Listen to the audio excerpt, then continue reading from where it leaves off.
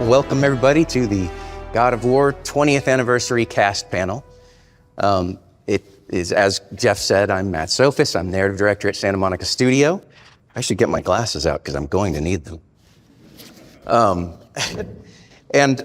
Basically my job today is really just to kind of string a bunch of words together and hope that this amazingly talented group of people can basically, make it sound profound, which is kind of the formula that I've gone with for the last 10 years. Let me go ahead and bring them out. First person I want to bring out, he is the smartest man alive. And a little secret, he's also one of the kindest. As Mimir, Alastair Duncan.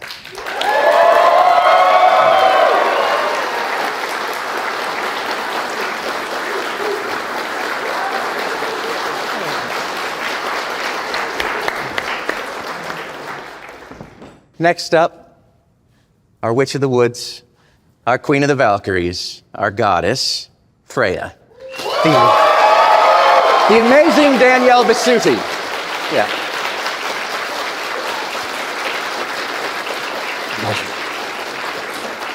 Okay. Now, the next person, now he's nearly 20, but he will always be boy to me. And yes, he is getting way too damn tall. As Atreus, Sonny Suljic.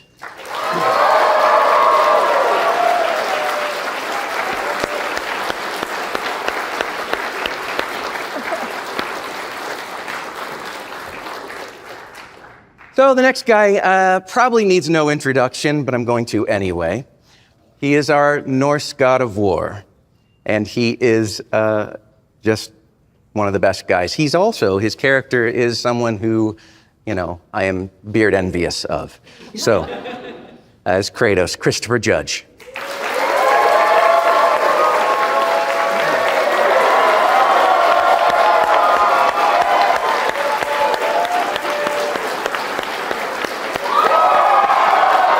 This one, over here.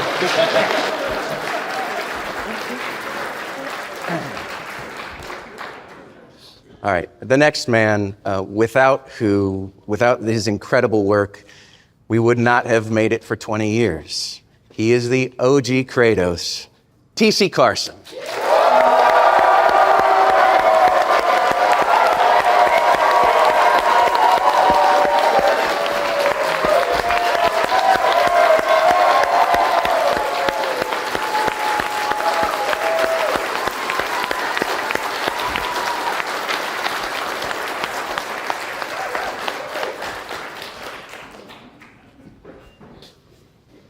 Next up, the goddess of wisdom herself, and also a little bit the goddess of manipulation.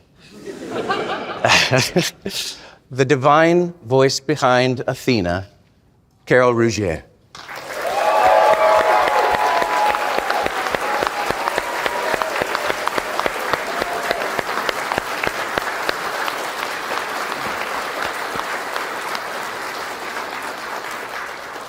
Now, coming up next is one of the illustrious Huldra brothers, our favorite Azure Vulgarian, and let's all just show some effing gratitude for Brok, Robert Craighead.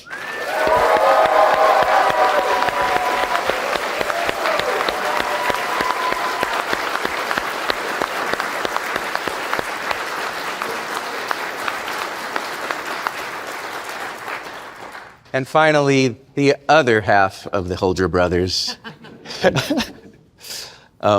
He is the very, very clean and very, very nice, as Sindri, Adam Harrington.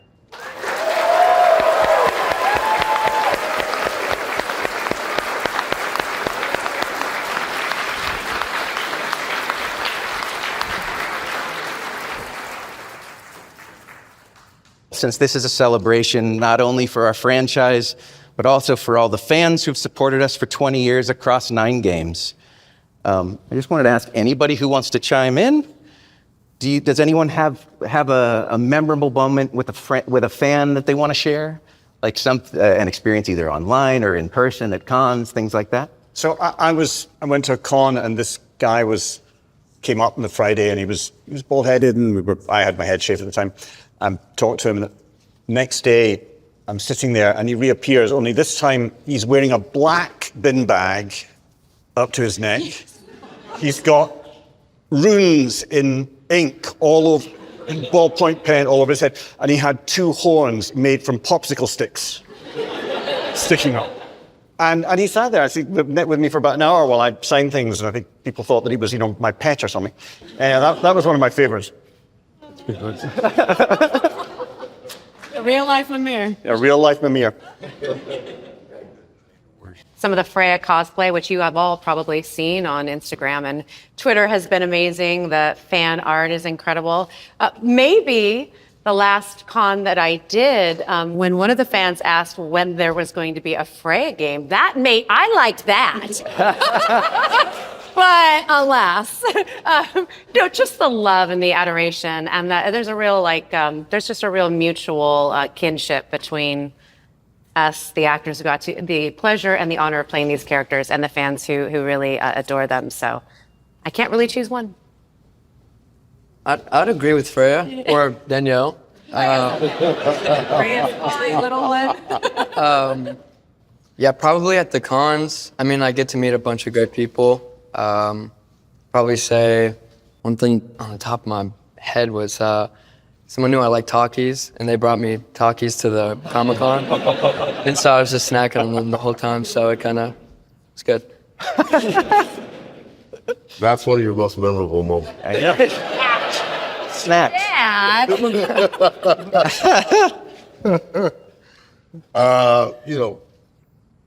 There's been so many that, but I've kind of just classified them into when dads and sons come up and they say that the Norse saga changed their relationship, improved their relationship, started their relationship.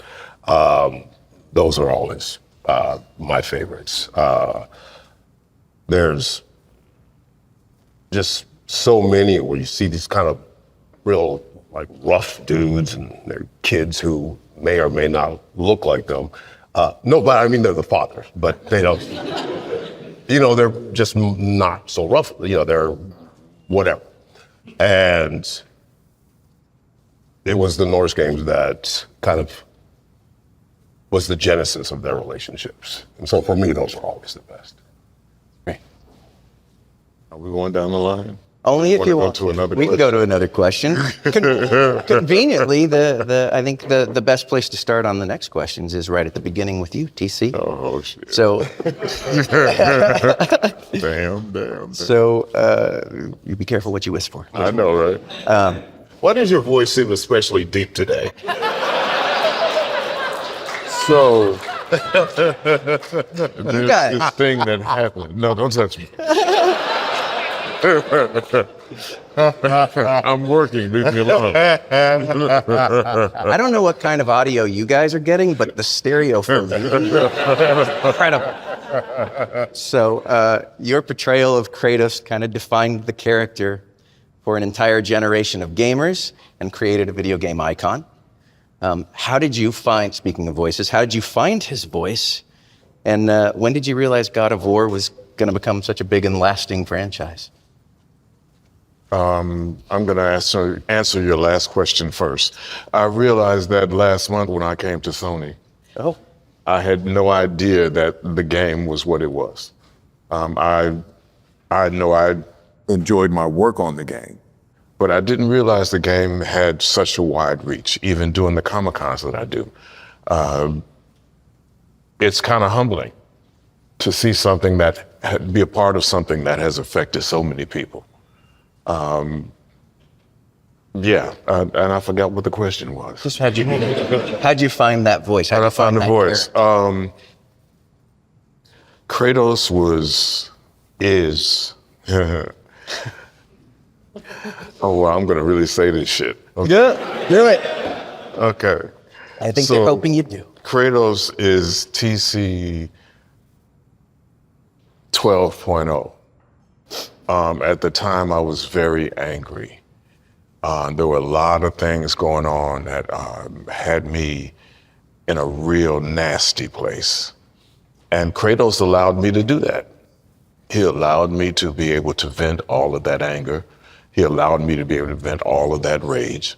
And I think that's the thing that people resonate with because it was real. Those were real moments for me to be able to do that and be able to get that out. So it was like going to therapy, really, because I would always leave the session and be like,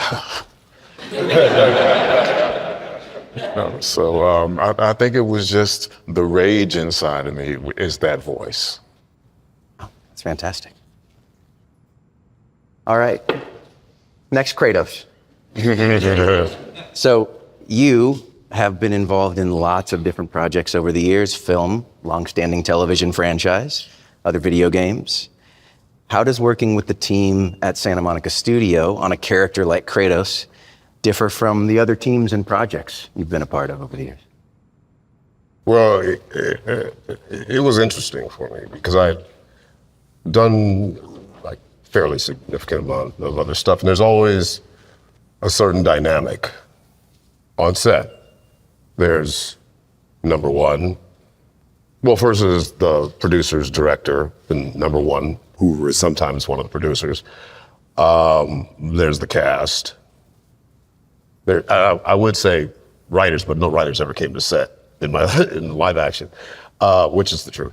And then the crew. And almost from day one, there was none of that. There was no hierarchy. There was everyone treating each other with respect and talked to each other like adults and respected the work that every individual was doing. So when it came time to shoot,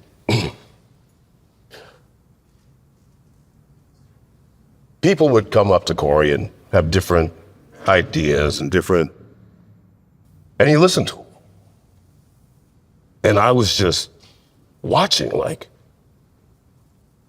he's listening to everybody.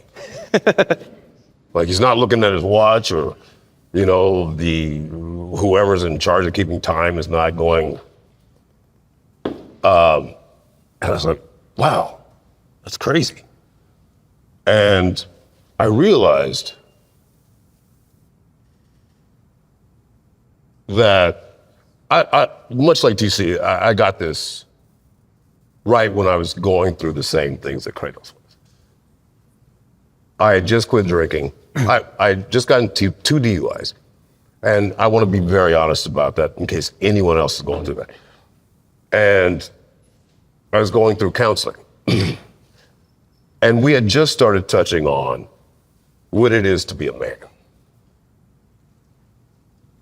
And through that, I learned that it's not about squashing people, keeping people down. It's about empowering people. And it is about listening to people and making them feel heard. The God of War set, the volume, was the first time I ever saw it in practice. Every morning, it looked like everybody wanted to be there, which was something really weird for me. There was no one complaining. People were happy to be there. And it was such a collective that it really was the first place that I had ever been that was that supportive and nurturing and caring and loving. And it really changed my whole perspective on the world and what it really means to be a man. And that really happened out of war. Love that. That's great.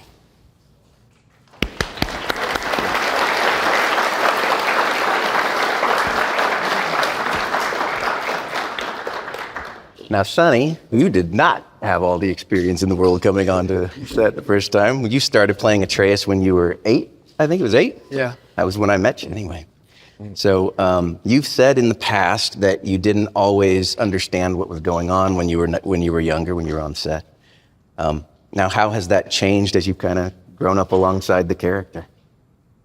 Well, first, I think I've had a good opportunity to work with such incredible people. I feel like I've learned a lot from Chris, Danielle, everyone on set. And I feel like while the character was growing up, I was just growing up with the character as well. Wait, what was the question again? Because I just heard Chris's speech and I was like, all right, I'm gonna start getting deep now. The answer's no. No, just how has it changed? How has like your view of it over the course of making the two games? How did it change from over time? I mean, there was definitely a big contrast between the first one and the second one. I think I've had enough time to kind of like analyze more emotions, more feelings. And I feel like as an actor, when you're younger, you're kind of just, or at least like from my point, I was invested in the game, but I wasn't like psychologically there. So I think for the second game, Ragnarok, I got to like dive in to more of, deeper emotions, even the scenes with Mimir and stuff. And I just felt more connected with the character. So I think over time, I got to get more comfortable and stuff. Yeah. Great.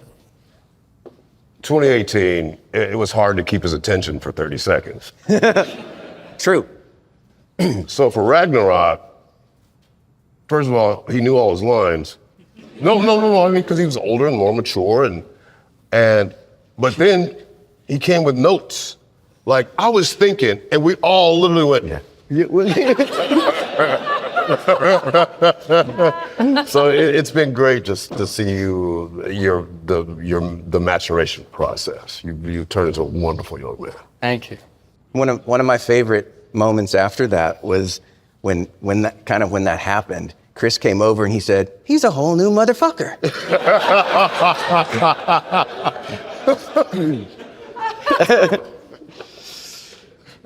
So, Carole, yes, you had a totally different experience with Athena. yes, In that a decade had passed since you played her in God of War 2, and then was called back into the booth to reprise the role for God of War 2018. What was it like getting that call to come back to a role you hadn't played in so long? Did you have to prepare for it differently? What was that all like? no. I had 3 lines and I was very upset because I did them in different accents because I didn't want to leave. I love these guys so much. I did it from South London, North London, and ancient Greece. So it just felt part of my life anyway. And also, I think I mentioned to you, my experience of working on the game was very different to everybody else's because I worked alone. I worked alone in the booth. I never saw anybody else. I never saw a whole script. I just saw my pages and the guys behind the glass who would go quiet sometimes and you think, oh my God, they hate me. But yeah, so it was just a different experience. So coming back to that, because it was such a memorable, strong character, I think I just loved just jumping back in. And I found there was a lot of similarities with her and me. So I was very fortunate to be asked to play her in the first place. So it's still part of my life. Yeah. Thank you. Yeah.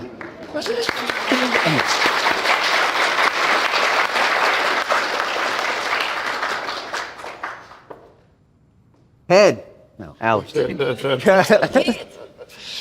So you had the unenviable task of being thrown the most amount of information to convey for players, the most ridiculously difficult Norse words to pronounce.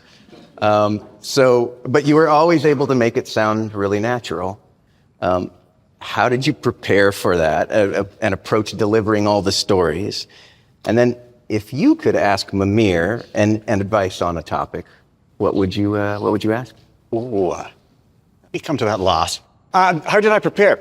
I I knew that you were a sadistic bastard. Yeah. Going to throw horrible, horrible things at me to say. So basically, I came in and would look at this stuff and go, okay, I'm going to say it. And in fact, the interesting thing was, the first time I would say one of these words, I would get it right. But then later on, when it came back again, I'd have forgotten what the pronunciation was, so it would just all fall apart. So it was just repetition and sort of understanding whatever it was I was trying to say. There was no way of preparing for it because I never knew what consonants and vowels were going to follow each other. You just tied them together however you felt. I think it was like, oh, this is going to mess with him. What was the other part? If you could ask Mimir for advice. If I could ask Mimir for advice. You see, I actually feel that my journey has been very similar to his, because I always used to think I was the smartest man in the room, and I wasn't. And I caused a lot of mayhem and problems by doing that, by trying to persuade people or tell people, what they should do. And I think that actually, rather than what I would ask him, what I recognize that, same as with Chris, that the journey that Mimir was on has been the journey that I've been on in my life, which is to stop telling people what to do and just experience the moment and let them. I think that the journey was. He starts off, he's trying to change the world. He's trying to control everything. And the best thing he ever does is to help this man and his son connect. And that's better. Me connecting with people is far better than me ever giving people advice. Connecting with my family, my daughters. That's what I would say to him. Hey, well done. And thanks for helping me do it too.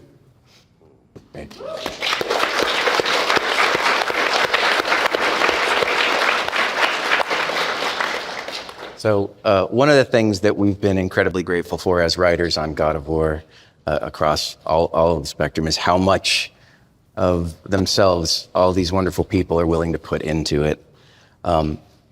Danielle in particular, you went so deep on Freya and couldn't be more grateful. And her journey is one that's filled with lots of complex emotions, difficult choices.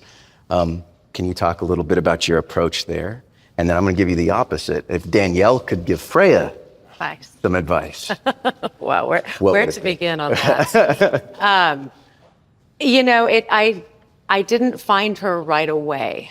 Because I didn't know what video game I was auditioning for. I think if anyone has ever heard any of these interviews, I didn't realize until I was standing in front of the oil painting of the Greek Kratos where I actually had booked God of War, the video game. And so I never took any notes. You could ask Chris. There were no notes on my script, which is a complete lie. No, I the second I found out that it was Freya and Norse mythology, I just got on Wikipedia and every website I could, learn about Norse, learn about Freya. I watched the cut scenes from the previous games, really very sexy scenes, actually, TC. I was a little nervous about it, too, because I was like, am I going to have to bear more than my soul for this video game?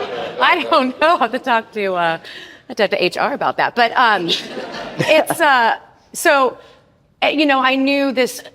Freya is the goddess of all things except wisdom, okay, which actually kind of comes back to bite her in the butt because she leads very much with her heart. And so when I was doing all of this study and I knew she used to be the Queen of the Valkyrie, I'm thinking queen, I'm thinking very regal, and I think I didn't really have an affectation to my voice, but she was a little poised, and this was back in the 2018 game, and Corey, and Matt and Rich were kind of like, she's actually lost everything. She's maybe a little more cavalier, a little more devil may care, and I didn't quite find it until one night I had a dream of Han Solo, and it's, stay with me on this, it's very strange because Corey said to me, she's kind of cavalier, like Han Solo, and he knew that I grew up watching Star Wars, the big Star Wars family, and so I was like, yeah, Han Solo, like he doesn't give two fucks, you know what I mean? Like he just has this sort of like he's out there with the Millennium Falcon and he's doing his thing,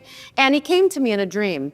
It was not as sexy as the previous God of Wars, I will tell you that. Unfortunately, because that was my one shot with Han. But he did, there was something about his swagger, you know, and I swear to you, I really do believe that what I think makes an actor come alive in their character is this embodiment, right? And that really means your body. I swear to you, I came in the next day on set and I felt it, I felt her in my body. And I think the voice changed, the mannerism changed. And from there on, Freya got to grow, but she finally got grounded, I believe, in that moment. And then, of course, all of the incredible writing. I don't have to tell you guys the words we got to say, the characters we got to embody, and Freya's journey from absolute a shell of who she was to complete vengeance, all the way to forgiveness, and every emotion you could possibly imagine in our human experience in between was the biggest gift in my life as an actress. Don't make me cry, you guys. I'm just looking at Eric. I'm not gonna look at him, but it really. It really was the greatest gift. And much like Alastair and Chris have shared and Sunny, my life had mirrored Freya in such a symbiotic way. And it really was a gift. And as TC had mentioned, it felt like therapy because there were things that were stripped away. And we've all experienced that in our life. So it was readily available. All the emotion, everything I could just pull out was already there. And then come to Ragnarok when she gets her wings back, and what a powerful moment, you know, to find oneself again. But the only way to get there was through taking responsibility for one's choices, which is, wow. Do you remember how much I cried that day? Oh, yeah. I was so excited. I said, people are learning how to become better through a video game, and it was just blowing my mind. Eric was instrumental in that game to help me find the simplicity and strength of Freya, because I had sort of had this sort of broken down, beaten down version that I had been carrying with me. And so that was an incredible relationship and development there. And it has been by far the greatest role and the greatest gift of my life. So there's that. And then what advice I would give her? I would commend her on her big heart. I would tell her, I see all that you have. I see all that you sacrificed. And then I would encourage her to trust her gut. I think with leading with her heart and sometimes her impulsive nature, her overbearing, wanting to protect her son so much, brokering the marriage, wanting to fix it, she probably didn't take time to listen to that quiet, still voice that one can listen to when one gets quiet, that probably would have told her, not a good idea. However, it's the journey she was meant to go on. And so when she finally takes responsibility and finally forgives in the end and realizes she doesn't need to crush him forever to have wholeness, I would say that's it right there, Freya. Take that with you now forever as you begin to repair your life and the realms with your new best friend, Kratos.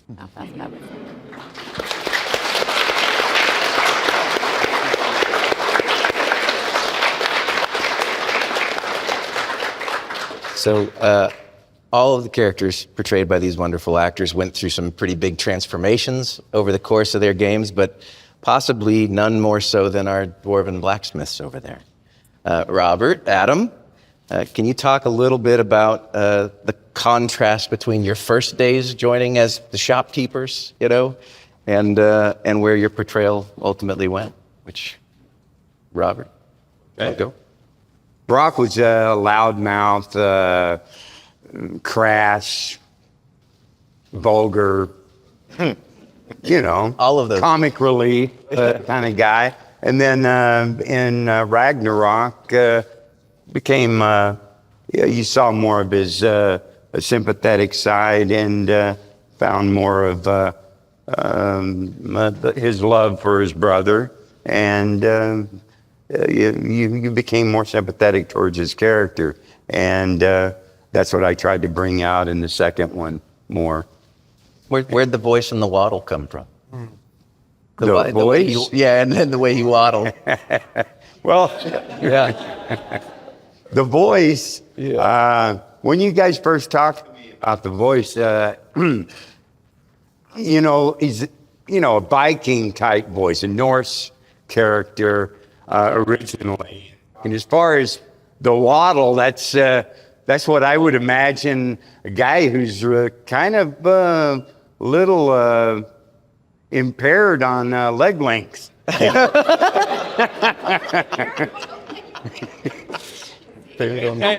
Wait, is that politically correct? No, it's not. No, you did.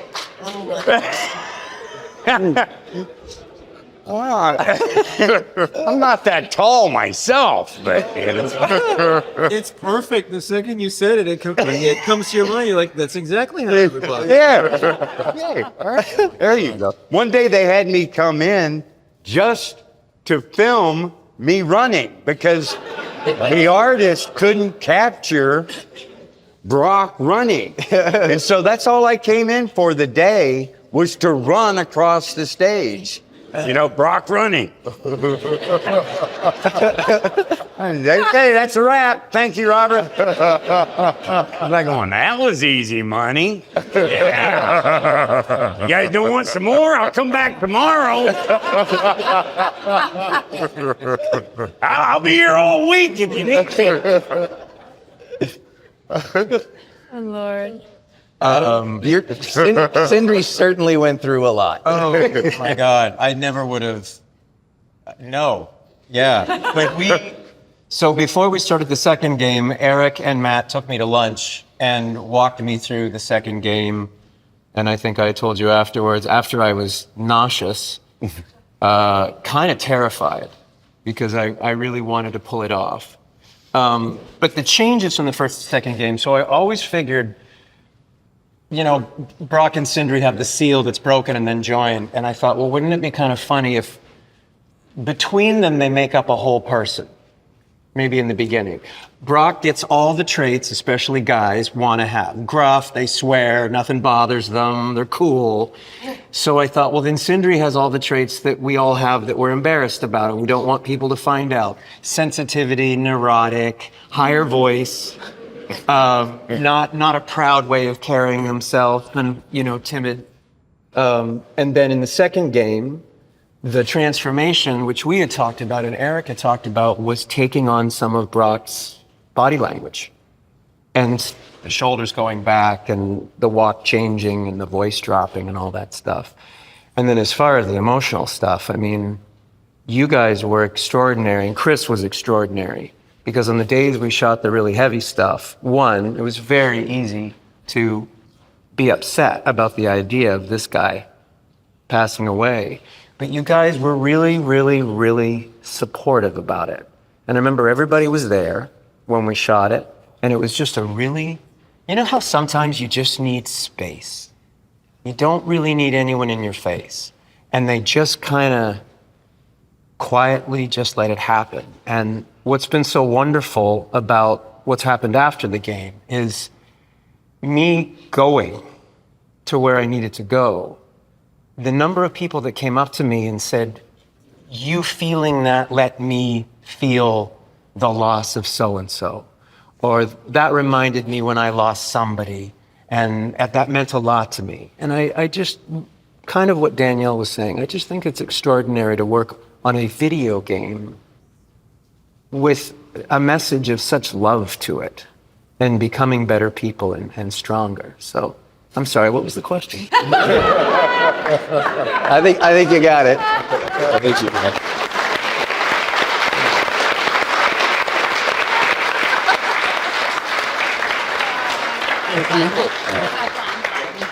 Here's the little tidbit you're doing. I've known Adam since 1997. We met on the pilot of Stargate. On Stargate. Oh, wow. Yeah. I got to go through the Stargate. It's just a plastic ring.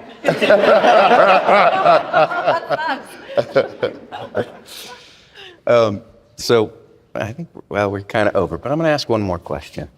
And this one's for any of you who want to chime in, and this is entirely self-aggrandizing. Are there any particular scenes or lines from any of the games that resonated with you on a personal level?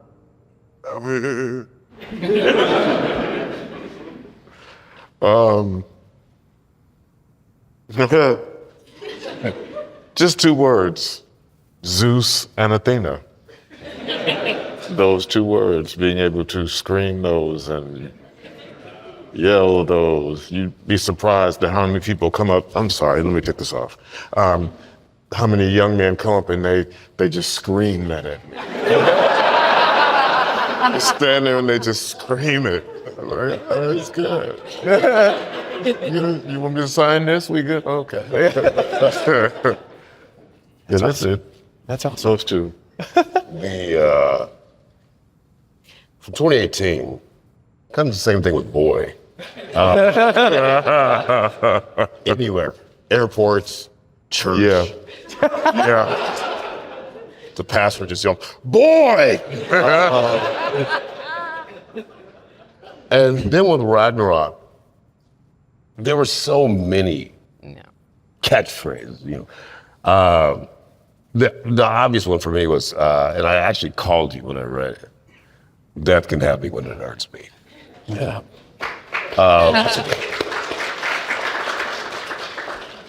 The one that touched me the most was the scene with Thor, and Kratos says, "We must be better. We must be better for our children." And that destroyed me. That's what both games boil down to for me. It's just so simple that we must be better for our children.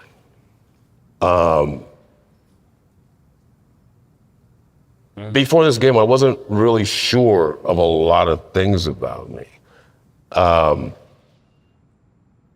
Because going through therapy is, whoever's going through it is about tearing away a lot of stuff. And the only thing I was left with was, I hope that I was an okay dad.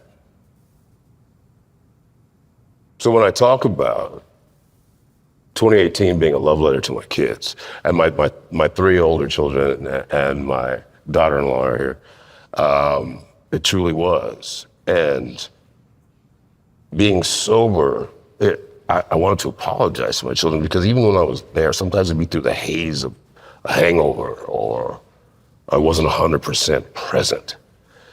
And it was so much just a love letter and apology to my children. And the second one was difficult, more difficult, because that was accepting that I was an okay person. Kratos accepting that he was an okay person. And I'll never forget, the toughest scene was looking at that last triptych. And God bless Eric Williams. I literally just broke. I broke as Kratos, I broke as me. Just the idea of, after all that you've done, the people that accept you and love you, and you can love them back. I just went and I couldn't get it back. And Eric and Matt come up to me, and Matt is so very supportive. And Eric and I, you would never guess, but we internally are very similar. We have sort of similar upbringings. And Eric says to me, "That was great. Now, can you give us one we can use?"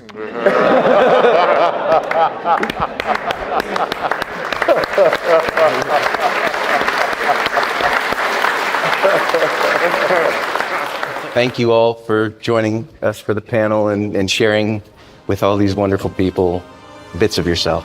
Really appreciate it. Thank you, everybody.